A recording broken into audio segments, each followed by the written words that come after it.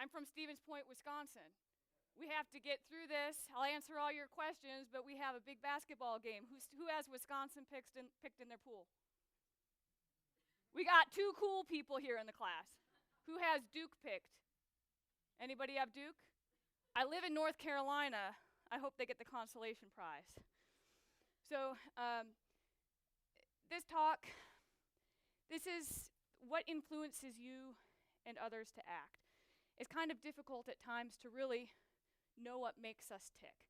And so before I get started into this talk, I'd like to talk a little bit about myself so you can understand my background and where I come from. Because so much of what influences action is based on context. So a little bit about me. I'm from Stevens Point, Wisconsin. My dad's a professional clown. And when I was in high school, I wanted to be an engineer. I worked in a co-op with an engineering firm doing civil and environmental engineering. I did not have a lot of money in the family. I wanted to go to school, and I wanted to go to a good school. So at some point when I was in school, I was flipping through university catalogs, and I saw that I could go to the United States Military Academy at West Point, and it was free. I wouldn't have to pay to go to school, and I could go to a top-notch engineering school. So I applied. It was the only school I applied to. I got accepted, and I went to the military academy. Somewhere in there, I think it was my senior year in high school, after I was already accepted to West Point, I took a biology class, and I became fascinated with the brain and how people think. I loved it. So when I was at West Point, I majored in engineering psychology. I chose the major because we got to dissect brains. That's how kids think, right? Because I was fascinated by the brain. Engineering psychology marries the best of both worlds when it comes to engineering and psychology. Engineers design things. Psychologists understand people. Engineering psychologists help engineers design things so people can actually use them. And so it was a very research-heavy field, doing a lot on how humans think, human interaction, how people pay attention to things. Somewhere in there, I had the opportunity to go to medical school. And I thought being a doctor would be a great thing. I went to become a doctor because I thought it would give me credibility to be a good researcher. I went to medical school because I wanted to do research. If you ask me today if I want to do research, I say no. I'm not interested in research. But I went to medical school to do research. I went to the Uniformed Services University of the Health Sciences, which is a military medical school. And while I studied at the Uniformed Services University, I learned about something called aerospace medicine or flight medicine. And it was doctors take care of people in normal environments. Aerospace physicians take care of kind of normal people in abnormal environments. And it fit really well in with the research and understanding how people work. So I wanted to become an aerospace physician, and the military had a program. Not only did the military have a program, there was a program out in the civilian world at the University of Galveston, Texas, in UTMB. And the program in Texas did both internal medicine and aerospace medicine, and you got to work with the NASA astronauts. So I thought that was way cool. I tried an interview over with the NASA flight surgeons to see if I could do a civilian program, and the NASA flight surgeons told me, you have plenty of time. You don't need to do aerospace medicine now, just be a doctor. So I gave up aerospace medicine to do family medicine, and I fell in love with it, just seeing patients every day. I did my residency between Georgia and Hawaii. I spent some time in Tennessee as a flight surgeon, deployed to Afghanistan, and then I went over to Germany and I got to serve as a medical director. And when I was a medical director, I got to learn about the business of medicine. And while I'm sitting here taking care of patients on one-on-one relationships, I have all these administrators trying to run a business telling me how to see patients. I had all these administrators telling me how many people I had to see, what standards, what production levels I had to make, how I had to make patients happy. And I kind of learned that there was a big disconnect between administrators and clinicians. So when I finished up at Germany, I went over to Missouri and I got a chance to be a student again for a year. It was perhaps the best year of my life, and that's when I did my master's in military arts and science, and I also did the MBA. And I figured if I can't beat the administrators, I might as well join them. And if I can learn to talk the language of the administrators, then maybe I can influence change within the healthcare system so we can still help take care of people. But anyway, that story, I have a disclaimer, these views are my own. They don't represent the US military, Army. They're my opinions. But anyway, this brought me here to one of these things that, as a military physician, there were certain tensions. As a military physician, on one hand, you're a doctor, you're a soldier, but on the other hand, you're a doctor. And sometimes there's a little bit of tensions in between. Because when you're a physician working with patients, you're working with patient confidentiality, taking care of individuals. But when you're taking care of a soldier, you have to communicate with the commander, with the other units.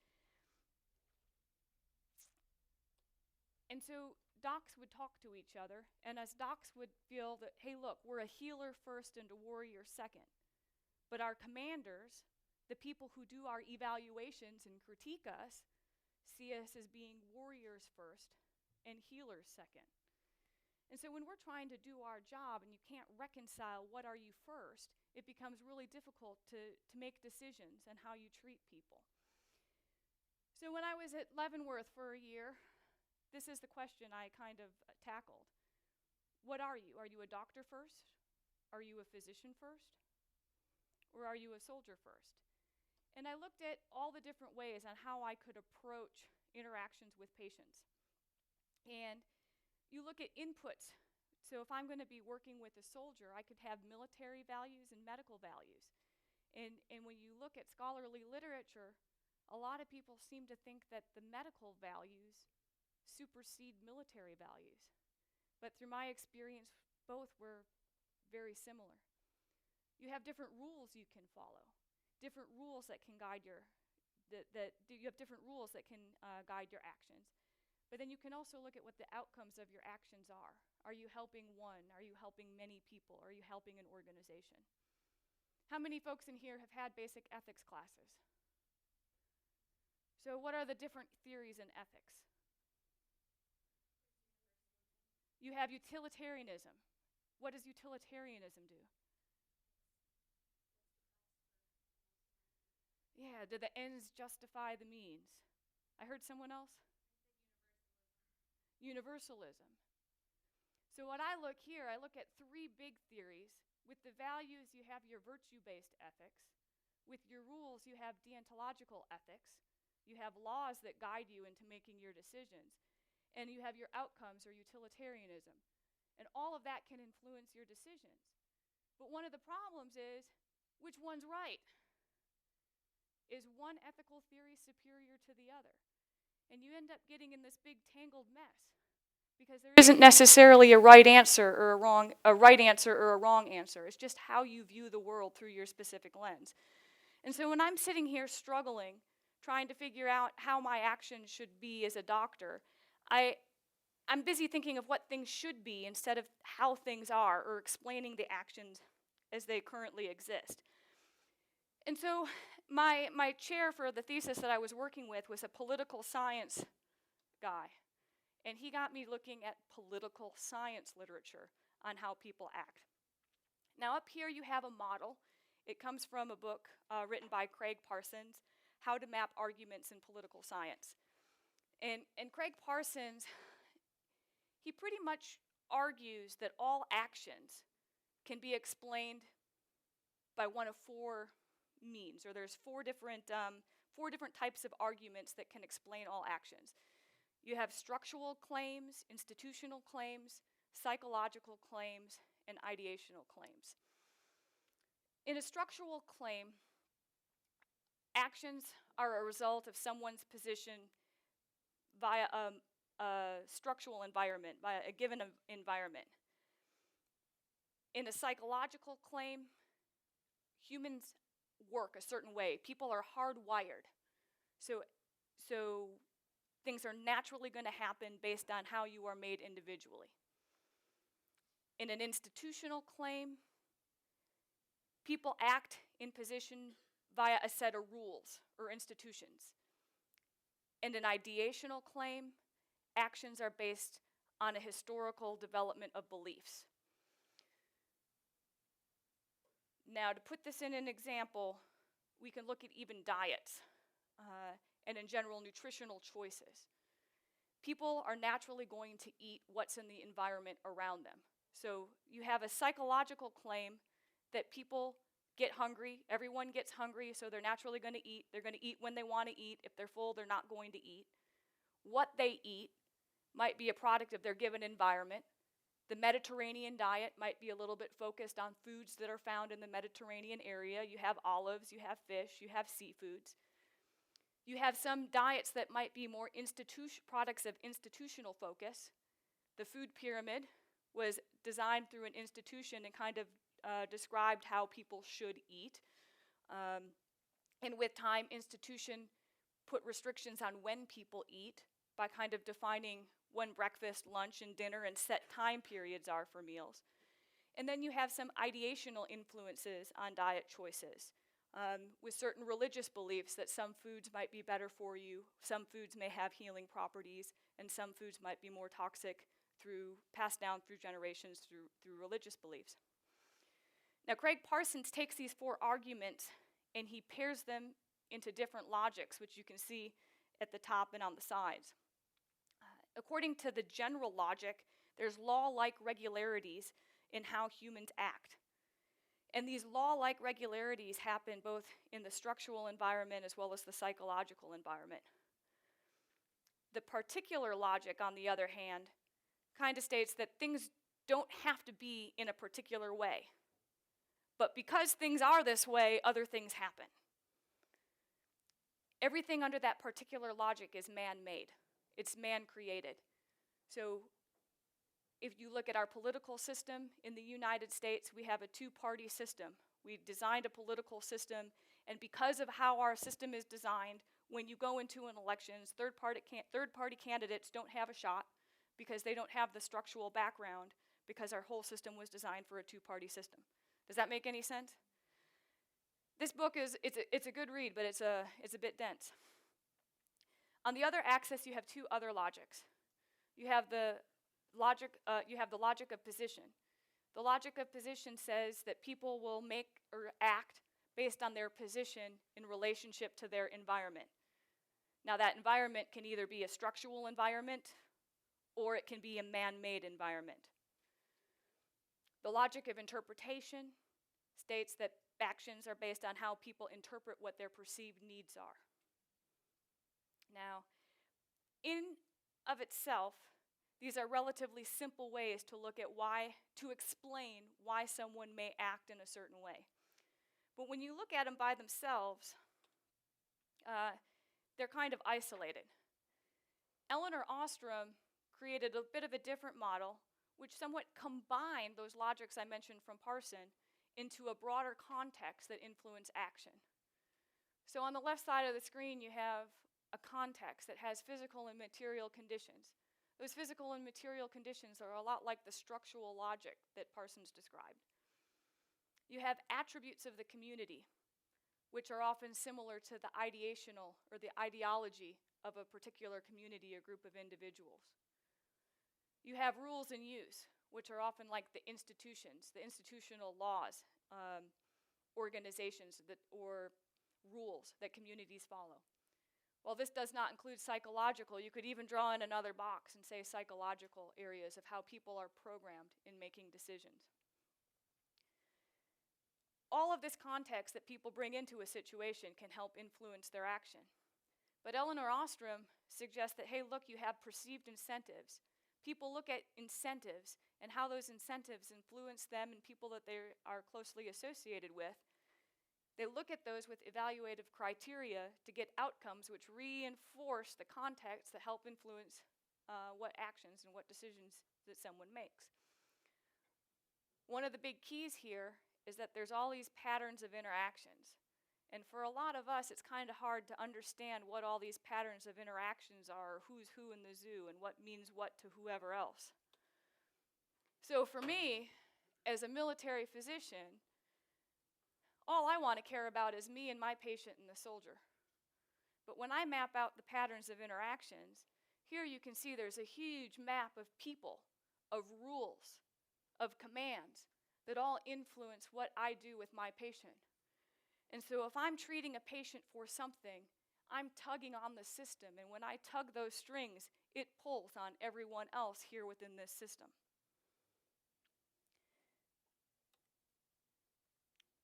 This is a very military graphic, but it applies to everybody throughout all levels of society.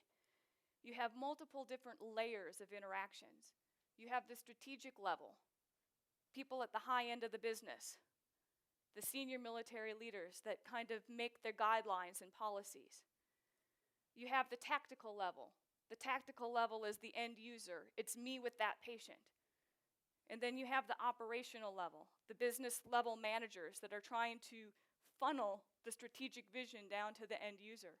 And when you look at all those levels within bureaucracy, especially when you go back up and see how confusing there is with so many different people involved, sometimes what happens at that tactical level doesn't get the feedback all the way up to the top level.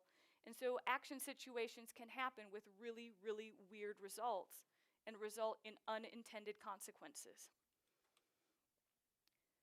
So ultimately, whenever you have an action or something that you do,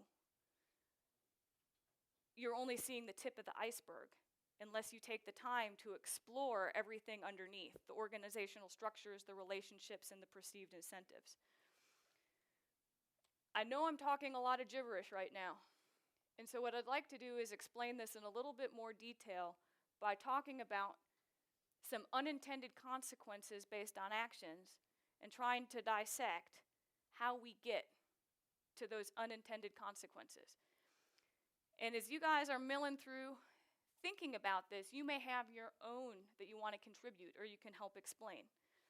I have more of a medical focus because of what I do as a physician, and I don't mean to disinterest you in the medical topics, but I might be able to trigger some memory or trigger some ideas that you can think about in other areas.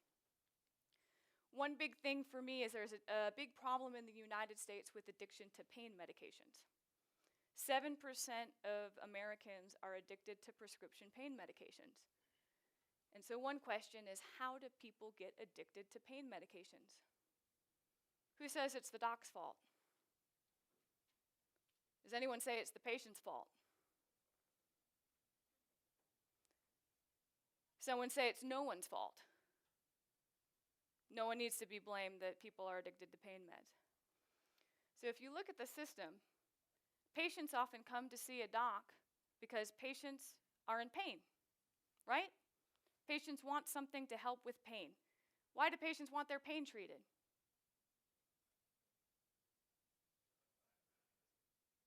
I can't hear you. You guys are shy. Pain's not pleasant. Maybe they have a sporting event. Maybe they have a sporting event and they want to do this sporting event and a little bit of pain is slowing them down and they can't practice, so they can't go and run their marathon or do the basketball game. Brett Favre, his thumb was hurting and he needed some pain medicine so he could throw the football. So you want to resolve the pain. Why else do people want medications for pain?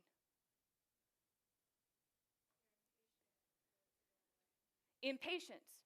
You could wait for pain to go away, but also medicine's a quick fix. We live in America. We have things to do. Sometimes someone might recommend, hey, look, we want you to rest. We want you to do exercises. Yes, your knee hurts, but if we do squats and strengthen your leg muscles, your knee's not going to hurt. Well, pain meds are easy. Doing squats and doing physical therapy is not necessarily that easy. What else is there? So pain can be debilitating? I know it's a guess what I'm thinking. I don't have TV, but I know there's a lot of commercials out there. You get advertisers telling people, hey, look, we have things that can treat your pain. Go and see your doctor because we can help you get better faster. Now, why would a doctor want to go and give prescription pain medications to a patient right away? To make money? It's easy for them as well. And I think you're both getting at some. Now, a lot of docs don't know much about making money. I can tell you a lot of docs want to take care of patients. But sometimes, I'm gonna blame the administrators because that's what I like to do. You do have incentives for physicians. Docs need to see a lot of patients, right? In order to make the ends meet for the clinic, they need to see several patients. You have organizations that evaluate hospitals and clinics, and they've discovered that clinics often do a bad job assessing pain. And so all clinics are required to ask patients about pain, and not only are they asked to ask about pain, but they're being graded on how well they treat pain. And so you get the mentality that in order to treat pain, we give pain meds. A lot of clinics people are incentivized by making patients happy. So if a patient comes in requesting pain meds, it's fast and it's easy and it makes patients happy to give them pain medications. And so here you have a cycle where it's fast and easy for the patient, it's fast and easy for the doctor. Here you go, you have a pain medicine, the patient's happy, and so the unintended consequences, the patient ends up needing more pain medication and comes back. And instead of actually fixing what's causing the pain, we have people addicted to pain medicine. One of the interesting things about pain medicines is a lot of these prescription pain medicines cause increased pain.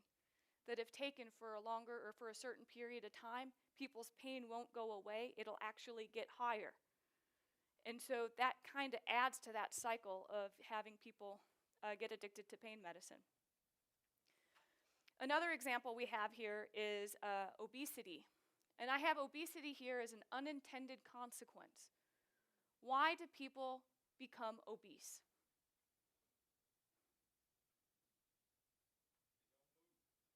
People don't move? Stress, lack of self-control? People don't have access to better nutrition? Can you fill in a little bit more?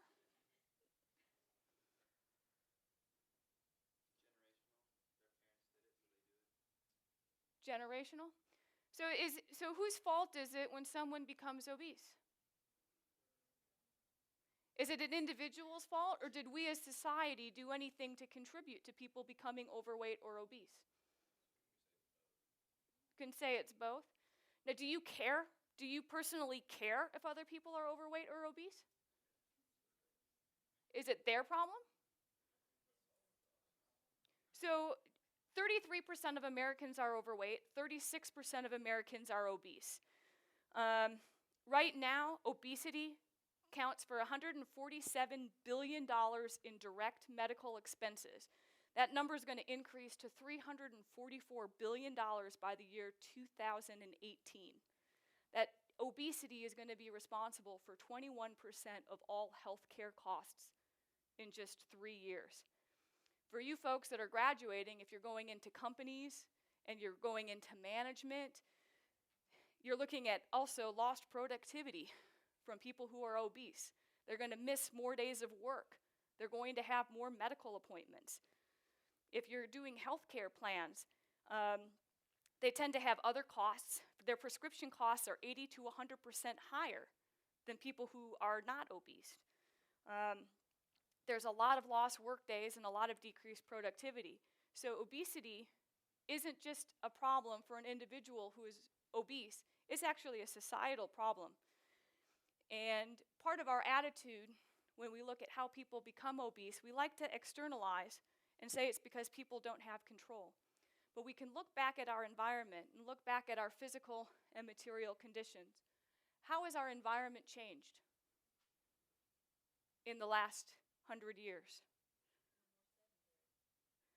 So you're looking at the sedentary. We have technology. Technology has been able to help increase our productivity. And with technology, we have everything at hand's reach, so we have less need to get up and walk around. But what about the availability of food? There's food everywhere. But what food is everywhere? Processed food. Now, are there things that we can do to help make other food more available? Or help influence positive choices? So one thing, there's been studies that show the amount of time people spend in a grocery store directly links to how much they spend in the grocery store. So when the grocery stores give you free samples so you try their food, if you spend more time in the grocery store eating their food, you're going to buy more stuff in the grocery store. So if someone enters the grocery store and they enter directly into a produce section, and if you have the aisles in the produce section look like IKEA, where you have to zigzag through the produce section, people will spend more time in the produce section and buy more produce by the time they get to some of the other processed foods. There are environmental things that we can do that can actually help influence choices and make healthier choices available to people. What are other attributes? There's attributes in the community that might influence obesity. Right now, obesity is very much accepted. When I was a kid, and when I was little, we had one kid in the class that was obese. And that poor little kid knew that that kid was obese. It was not accepted. And kids are mean. And that poor fat kid got picked on all the time. But now, as obesity is increasing in the United States, and there's more and more people that are obese, it's acceptable. And just that mere acceptance and how we carry it around increases the acceptability of obesity. Let's move over to minimum wage. This is minimum wage as an unintended consequence. So really what I mean to say is minimum wage as a living wage. Right now there's a lot of talk about increasing the minimum wage and getting minimum wage up to $15 an hour with the argument that minimum wage should be a living wage. What was minimum wage intended for? I see someone shaking their head. What's the purpose of minimum wage?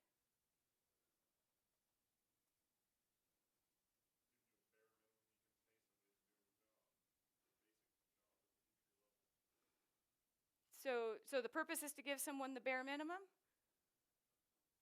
Minimum wage was developed to actually make sure people would get a reasonable, to actually give someone a reasonable wage for an entry-level job. But it wasn't intended for someone to work there.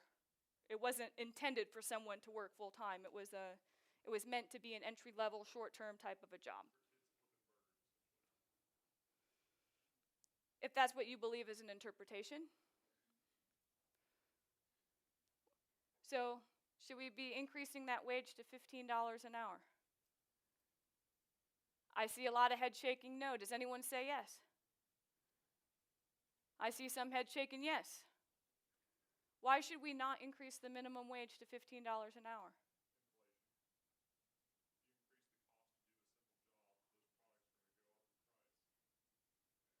Is there a problem? If everyone's making more money, people can afford more money to spend on products.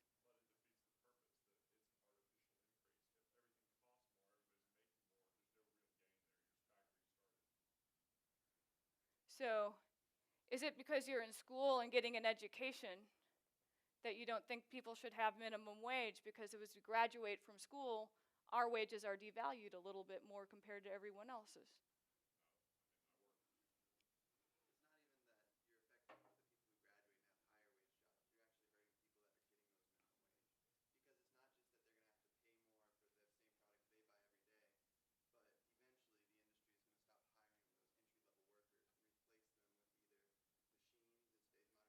Mm-hmm. So how did we get to the discussion to begin with that minimum wage should be a living wage? How did this discussion arise? What? Obesity.